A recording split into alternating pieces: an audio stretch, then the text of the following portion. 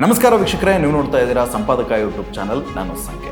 ಮಾಜಿ ಸಿಎಂ ಕುಮಾರಸ್ವಾಮಿ ಅವರು ಮತ್ತೊಂದು ಸುದ್ದಿಗೋಷ್ಠಿ ನಡೆಸಿದ್ದಾರೆ. ಆ ಸುದ್ದಿಗೋಷ್ಠಿಲಿ ನಮ್ಮ ಕುಟುಂಬದವರ ಫೋನ್ ಕದ್ದಾಲಿಕೆ ಮಾಡ್ತಿದ್ದಾರೆ ಅನ್ನೋ ಹೊಸ ಆರೋಪವನ್ನ ಕೂಡ ಮಾಡಿದ್ದಾರೆ. ಪ್ರಜ್ವಲ್ ರೇವಣ್ಣನ ಪೆನ್ಡ್ರೈವ್ ಪ್ರಕರಣ ಹೊರಬಂದಾಗಿನಿಂದ ಜನರ ಗಮನವನ್ನ ಬೇರೆ ಕಡೆ ಸೆಳೆಯುವುದಕ್ಕೆ ಒಂದಲ್ಲ ಒಂದು ತಂತ್ರವನ್ನ ನಡೆಸ್ತಾನೆ ಬರ್ತಾ ಇರುವಂತಹ ಕುಮಾರಸ್ವಾಮಿ ಅವರು ಆರಂಭದಲ್ಲಿ ತಮ್ಮ ಕುಟುಂಬಕ್ಕೂ ರೇವಣ್ಣನ ಕುಟುಂಬಕ್ಕೂ ಸಂಬಂಧನೇ ಇಲ್ಲ ಅಂದ್ರು. ಆಮೇಲೆ ANIಗೆ ನೀಡಿದ ಸಂದರ್ಶನದಲ್ಲಿ ಈ ಪೆನ್ಡ್ರೈವ್ ಹಿಂದೆ ಹಾಸನದ ಬಿಜೆಪಿ ಮುಖಂಡರಿದ್ದಾರೆ ಅಂದ್ರು.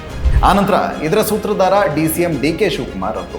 ಪ್ರಧಾನ ಆಪಾದಿತನಾದ ಪ್ರಜ್ವಲ್ಗೂ ಮೊದಲೇ ಈ ಪ್ರಕರಣವನ್ನ ಬೆಳಕಿಗೆ ತಂದವರನ್ನೇ ಅರೆಸ್ಟ್ ಮಾಡಿ ಶಿಕ್ಷೆ ಕೊಡಿ ಅಂತ ಹಠ ಹೇಳಿದ್ರು. ಸಾಲದಕ್ಕೆ ತಮಗೆ SIT ಮೇಲೆ ನಂಬಿಕೆ ಇಲ್ಲ, ಪ್ರಕರಣನ CBI ಕೊಡಿ ಅಂತ ವರಾತ ತೆಗೆದ್ರು. ಈಗ ಫೋನ್ ಕದ್ದಾಲಿಕೆ ಹೊಸ ಬಾಣ ಬಿಟ್ಟಿದ್ದಾರೆ. ಬಹುಶಃ ಜನರನ್ನ ಎಲ್ಲಾ ಕಾಲಕ್ಕೂ ಯಾಮರಿಸಬಹುದು ಅಂತ ಕುಮಾರಸ್ವಾಮಿ ಅವರು ಅನ್ಕೊಂಡಿದ್ದಾರೆ ಏನೋ ಗೊತ್ತಿಲ್ಲ. ಆದ್ರೆ ಅಸಲಿ ವಿಚಾರ ಏನಂದ್ರೆ, ಈಗ ಕಾಂಗ್ರೆಸ್ ಸರ್ಕಾರದ ಮೇಲೆ ಫೋನ್ ಕದ್ದಾಲಿಕೆಯ ಗೂಬೆ ಕೂರಿಸ್ತಾ ಇರುವಂತಹ ಕುಮಾರಸ್ವಾಮಿ ಅವರು ತಾವು CM ಆಗಿದ್ದಾಗ ಮಾಡಿದ್ದು ಕೂಡ ಇದೇ ಫೋನ್ ಕದ್ದಾಲಿಕೆಯ ಕೆಲಸವನ್ನ. ಅದು ಯಾರ ಫೋನ್ ಅಂತೀರ? ಯಾವುದೋ ರಾಜಕಾರಣಿ ಅಥವಾ ಚುನಾವಣಾ ಎದುರಾಳಿಯ ಫೋನ್ ಅನ್ನಲ್ಲ. ಒಕ್ಕಲಿಗ ಸಮುದಾಯ ತಮ್ಮ ಕುಲಪೀಠ ಅಂತಾನೆ ಆರಾಧಿಸೋ ಆದಿಚುಂಚನಗಿರಿಯ ಮಠಾಧಿಪತಿಗಳಾದ ಶ್ರೀ ನಿರ್ಮಲಾನಂದನಾಥ ಸ್ವಾಮೀಜಿಯವರ ಫೋನನ್ನ ಕದ್ದಾಲಿಸಿದ್ರು. ಆ ಪ್ರಕರಣ ಇವತ್ತಿಗೂ CCB ತನಿಖೆಯ ವ್ಯಾಪ್ತಿಯಲ್ಲಿದೆ.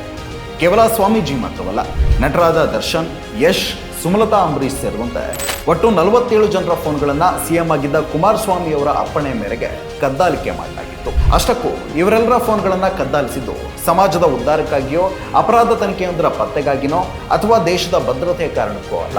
ತಮ್ಮ ಮಗ ನಿಖಿಲ್ನನ್ನ ಮಂಡ್ಯ ಚುನಾವಣೆಯಲ್ಲಿ ಗೆಲ್ಲಿಸಿಕೊಳ್ಳೋ ಯಕಶ್ಚಿತ್ ಕಾರಣಕ್ಕಾಗಿ. ಹೌದು, ಅದು 2019ರ ಚುನಾವಣೆಯ ಸಂದರ್ಭ. ಆಗ ಕುಮಾರಸ್ವಾಮಿ ಅವರೇ CM. ಮಂಡ್ಯದಲ್ಲಿ ಕುಮಾರಸ್ವಾಮಿ ಅವರ ಮಗ ನಿಖಿಲ್ ವಿರುದ್ಧ ಸುಮಲತಾ ಅಂಬರೀಶ್ ಸ್ಪರ್ಧಿಸಿದ್ರು. ಸುಮಲತಾ ಅವರಿಗೆ ಬಿಜೆಪಿ ಬೆಂಬಲ ಸೂಚಿಸಿತ್ತು. ನಟರಾದ ದರ್ಶನ್, ಯಶ್ ಕೂಡ ಸುಮಲತಾ ಬೆನ್ನಿಗೆ ಜೋಡೆತ್ತಾಗಿ ನಿಂತಿದ್ರು.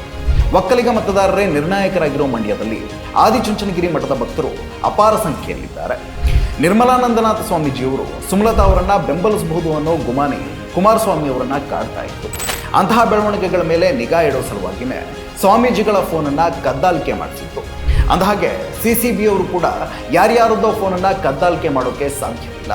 ಭಯೋತ್ಪಾದಕರು, ಕುಖ್ಯಾತ ಅಪರಾಧಿಗಳು, ಅಪರಾಧದಲ್ಲಿ ಭಾಗಿಯಾದವರ ಸಂಪರ್ಕದಲ್ಲಿರೋರು ಅಥವಾ ಸ್ಮಗ್ಲರ್ಗಳಂತಹ ಸಮಾಜಘಾತಕ ಶಕ್ತಿಗಳ ಫೋನನ್ನ ಟ್ಯಾಪ್ ಮಾಡೋಕೆ ಕಾನೂನಿನಡಿ ಅವಕಾಶ ಇರುತ್ತೆ. ಇದನ್ನೇ ದಾಳ ಮಾಡಿಕೊಂಡ ಕುಮಾರಸ್ವಾಮಿ ಅವರು ತಮ್ಮ CM ಅಧಿಕಾರ ದುರ್ಬಳಕೆ ಮಾಡಿಕೊಂಡು ಸ್ವಾಮೀಜಿ, ಸುಮಲತಾ ಅಂಬರೀಶ್, ನಟರಾದ ಯಶ್, ದರ್ಶನ್ ಮೊದಲಾದವರನ್ನ ರಕ್ತಚಂದನ ಮರದ ಸ್ಮಗ್ಲರ್ಗಳ ಪಟ್ಟಿಗೆ ಸೇರಿಸಿ ಅವರ ಫೋನನ್ನ ಕದ್ದಾಲಿಸಿದ್ರು.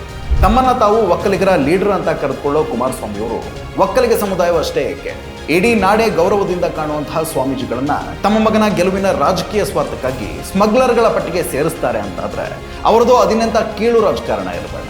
ಅಂದಹಾಗೆ ಕುಮಾರಸ್ವಾಮಿಯವರ ಈ ಕದ್ದಾಲಿಕೆ ಪುರಾಣವನ್ನ ಮೊಟ್ಟ ಮೊದಲು ಬಹಿರಂಗ ಮಾಡಿದ್ಯಾರು ಅಂತೀರಾ? ಕುಮಾರಸ್ವಾಮಿಯವರ ಇವತ್ತಿನ ಬಿಜೆಪಿ ಮಿತ್ರರು. ಯಡಿಯೂರಪ್ಪನವರ ಮಗ ವಿಜಯೇಂದ್ರ ಟ್ವೀಟ್ ಮಾಡಿ ಸ್ವಾಮೀಜಿಯವರ ಫೋನನ್ನ ಕದ್ದಾಲಿಸಿದ್ದ ಕುಮಾರಸ್ವಾಮಿ ಕೀಳು ಮಟ್ಟದ ರಾಜಕಾರಣಿ ಅಂತ ಲೇವಡಿ ಮಾಡಿದ್ರು.